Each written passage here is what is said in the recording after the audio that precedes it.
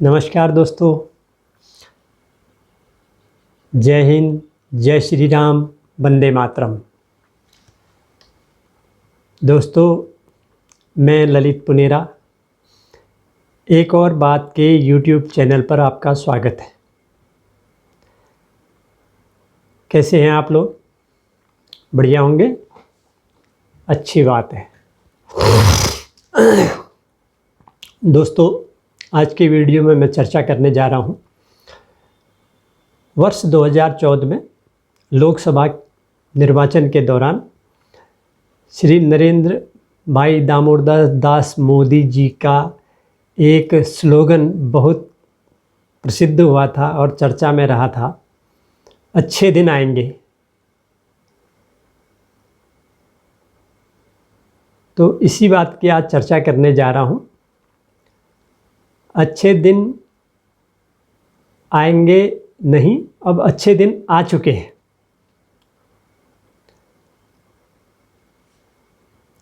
देश में 2014 में मोदी जी के नेतृत्व में भारतीय जनता पार्टी को स्पष्ट बहुमत मिला और जो पहले कांग्रेस की सरकार थी उसकी जगह भारतीय जनता पार्टी की सरकार का गठन हुआ। ऐसे ही पुनः 2019 में भी भारतीय जनता पार्टी को प्रचंड बहुमत मिला और मोदी जी के नेतृत्व में पुनः भारतीय जनता पार्टी की सरकार बनी और प्रधानमंत्री नरेंद्र मोदी जी के कार्यकाल को लगभग 9 वर्ष पूर्व पूर्ण हो चुके हैं। अभी 1 वर्ष से थोड़ा कम समय बचा है। आगामी 2024 के लोकसभा निर्वाचन प्रस्तावित हैं। वैसे तो विश्व के सभी देशों में पक्ष विपक्ष होते हैं और उनमें चर्चाएं भी होती हैं और सरकार की नीतियों पर प्रश्न चिन्ह भी लगते हैं, संवाद होते हैं, चर्चाएं होती हैं, विरोध होता है। लेकिन भारत की राजनीति में कुछ इससे अलग हट करके होता है। यहाँ चर्चाएं कम होती हैं, संवाद कम होता है और विचारों का आदान प्रदान कम होता है, लेकिन विरोध 100% होता है।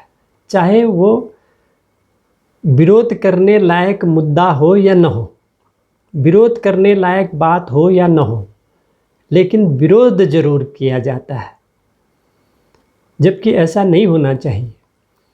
अच्छे कार्य हो रहे हैं और अच्छी नीति सरकार की है, जनहित के कार्य हो रहे हैं, देश के विकास के कार्य हो रहे हैं, विदेशों में हमारी विदेश नीति और कूटनीति पर अच्छे काम हो रहे हैं, उसके अच्छे परिणाम आ रहे हैं, तो विरोध करने की आवश्यकता नहीं है। मुक्त कंठ से कार्यों की प्रशंसा भी करनी चाहिए और जहाँ पर ये लगता है कि ये जनहित के कार्य नहीं है, देश हित के कार्य नहीं है, देश के विरुद्ध है, तो उसमें विरोध करना विपक्ष का कर्तव्य भी है, उत्तरदायित्व भी है और करना भी चाहिए, तभी लोकतंत्र मजबूत होता है। हमारे देश में कई संप्रदाय के लोग रहते हैं, कई धर्मों के लोग रहते हैं, कई पंथों के लोग रहते हैं और भारत एक धर्मनिरपेक्ष देश है। हमारा अपना एक गौरवशाली संविधान है, तो उसी के अनुसार सारी कार्यवाही लोकतांत्रिक रूप से होती है। लेकिन दृष्टिकोण हमारे भिन्न भिन्न हैं। हमें या भारत की आम जनता को अच्छा जो होता हुआ दिखाई दे रहा है, वह विरोधियों को, विपक्षियों को, भारत विरोधी एजेंडा चलाने वालों को, देश से बाहर रहकर भारत विरोधी एजेंडा चलाने वालों को, खैर उनसे क्या मतलब, उनका काम तो भारत के खिलाफ भारत के प्रतिकूल, भारत के विपक्ष में बोलना है, उनके अपने स्वार्थ हैं। लेकिन भारतवासी होने के नाते हमारे सत्ताधारी दल और संपूर्ण विपक्ष, भारत की जनता का देश की अखंडता, एकता, संप्रभुता के लिए एक मत होना चाहिए। हमें राष्ट्रीय मंच पर एक होना चाहिए। मैं बात करने जा रहा था कि अच्छे दिन आ चुके हैं।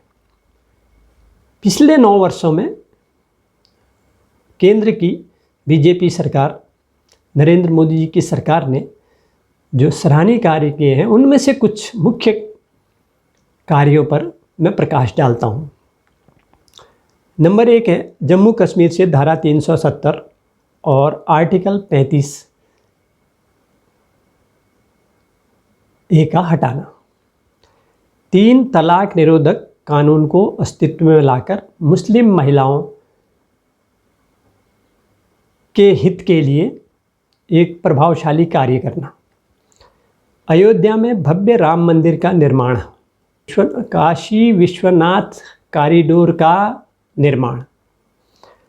भारत वर्तमान में विश्व की चौथी सबसे बड़ी अर्थव्यवस्था बना है।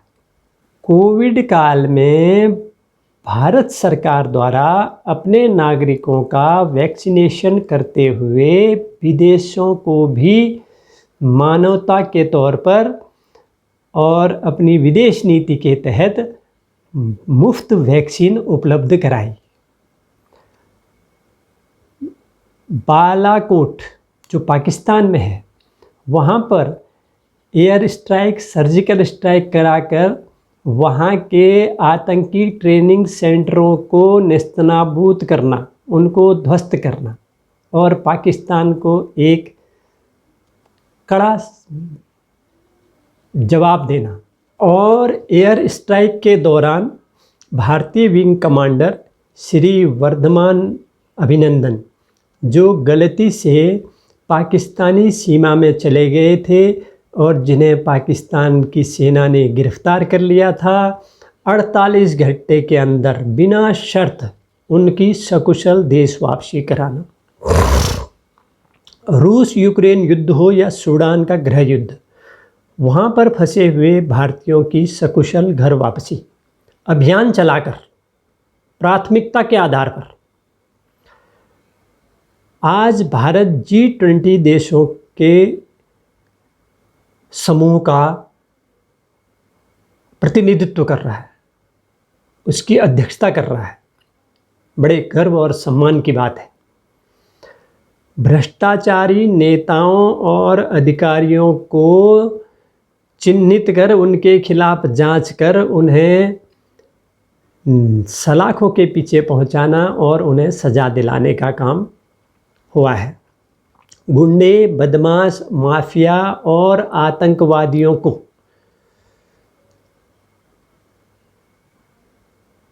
ध्वस्त करना, उनके नेटवर्क को ख़त्म करना का काम हुआ है। अभी कुछ दिन पहले, जिस पर मैं एक वीडियो पहले बना चुका हूँ, आज दोबारा ज़्यादा बताऊँगा नहीं, बस रेफरेंस दे देता हूँ कि भारत के मोस्ट वांटेड आतंकवादी आज विदेशों में एक एक करके मारे जा रहे हैं, चाहे वो इस्लामिक आतंकी हों, चाहे खालिस्तानी हों। ये भी हमारी खुफिया एजेंसियों की, केंद्रीय नेतृत्व की, विदेश मंत्री और हमारे गृह मंत्री प्रधानमंत्री नरेंद्र मोदी जी और भारत के राष्ट्रीय सुरक्षा सलाहकार अजीत डोभाल और हमारी खुफिया एजेंसियों के समन्वय, विदेश नीति, कूटनीति और भारत के बढ़ते कद का परिचायक है। भारत में तो मारे जाते हैं, लेकिन भारत के बाहर मारे जाते हैं, तो इसका श्रेय केंद्रीय नेतृत्व और संबंधित मंत्रीगण और विशेष रूप से NSA श्री अजीत डोभाल जी और भारतीय खुफिया एजेंसियों का है।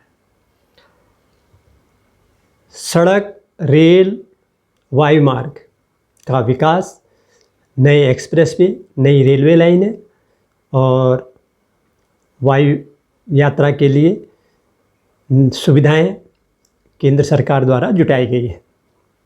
सेना का आधुनिकीकरण, सेना को अस्त्र शस्त्र, उनको साजो सामान और सीमाओं तक सड़क, हेलीपैड, हवाई पट्टियों का निर्माण।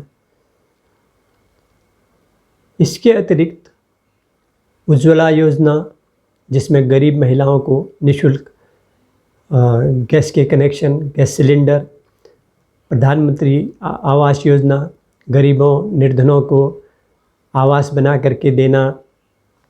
इसके अतिरिक्त शिक्षा, चिकित्सा, इंफ्रास्ट्रक्चर के कई विकास कार्य प्रगति पर हैं, चल रहे हैं। तो इससे अच्छे दिन और कितने आएंगे?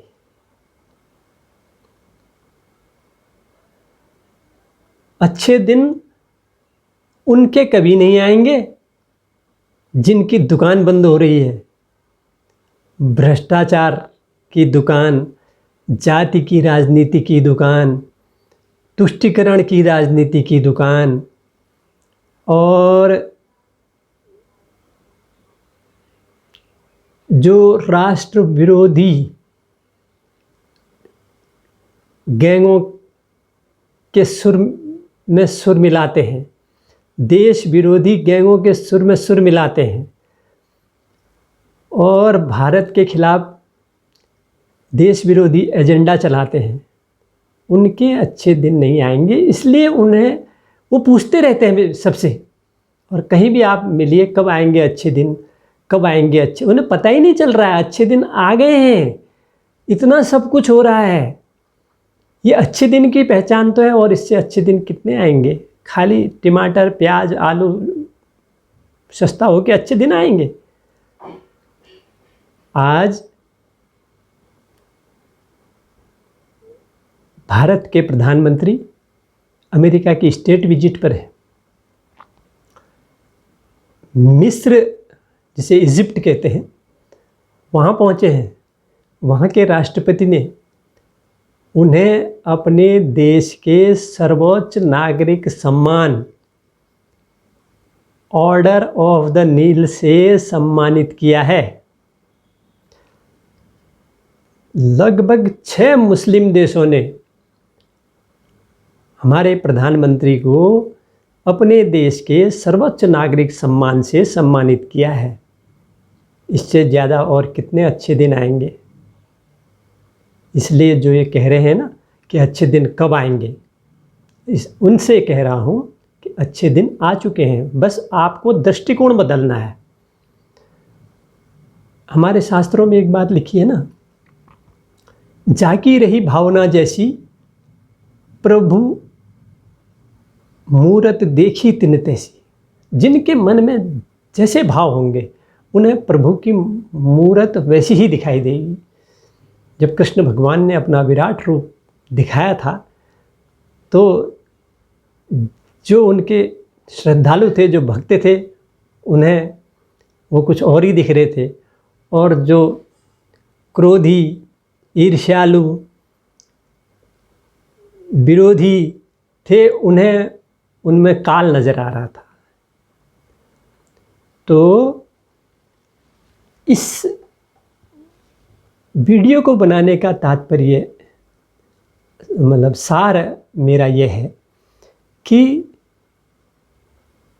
जो आज से 9 साल पहले जो एक स्लोगन दिया था कि अच्छे दिन आएंगे, मैं समझता हूँ ये स्वर्णिम काल है, वो अच्छे दिन आ गए हैं। देश के अंदर हो, देश के बाहर हो, भारत की स्थिति बहुत मजबूत, सशक्त, और आज भारत दुनिया को लीड करने, विश्व गुरु बनने के बहुत करीब पहुंच गया है। विश्व के सारे देश, सारे नेता भारत की ओर देख रहे हैं, भारतीय नेतृत्व की ओर देख रहे हैं। मैं भारत विरोधी एजेंडा चलाने वालों, देश विरोधी एजेंडा चलाने वालों और हमेशा आलोचना और खेद प्रकट करने वालों से कह रहा हूं कि आपको कब दिखेंगे ये अच्छे दिन। मेरी बात मानिए, यही अच्छे दिन है और आप मान करके चलिए, इससे ज़्यादा अच्छे दिन अगले वाले टर्म में आएंगे, 2024 से 2029 वाले में। आज ये विरोधी, ये टूलकिट गैंग, ये आंदोलनजीवी, लेफ्ट लिबरल इकोसिस्टम और कुछ विपक्षी नेतागण ये इसलिए चीख रहे हैं, इसलिए चिल्ला रहे हैं कि इनकी राजनीति की दुकान बंद होने जा रही है। क्योंकि ये जाति की राजनीति करते हैं, ये धर्म की राजनीति करते हैं, ये तुष्टीकरण की राजनीति करते हैं, ये झूठे विमर्श गढ़ते हैं। और सबसे बड़ी बात, कुछ परिवारों की तो रोजी रोटी ही राजनीति है। अभी जम्मू कश्मीर के 2 परिवार ले लीजिए, उमर अब्दुल्ला और महबूबा मुफ्ती वाले, इनकी दुकान बंद है। परिवारवाद की पार्टियों वालों की दुकानें बंद हो रही हैं, जाति की राजनीति करने वालों की दुकानें बंद हो रही हैं। तो इनको नहीं लग रहा है अच्छे दिन आएंगे, इनको ये लग रहा है कि दिन खराब ही है। अब इनके दिन खराब हैं, बाकी भारत के दिन तो अच्छे हैं और अच्छे दिन चल रहे हैं। आज की वीडियो में दोस्तों इतना ही। अगले अंक में मिलेंगे एक और बात के साथ। तब तक के लिए नमस्कार, वंदे मातरम, जय श्री राम। दोस्तों वीडियो को देखिए, लाइक कीजिए, शेयर कीजिए, कमेंट्स कीजिए और चैनल को सब्सक्राइब ज़रूर कीजिए। तब तक के लिए नमस्कार।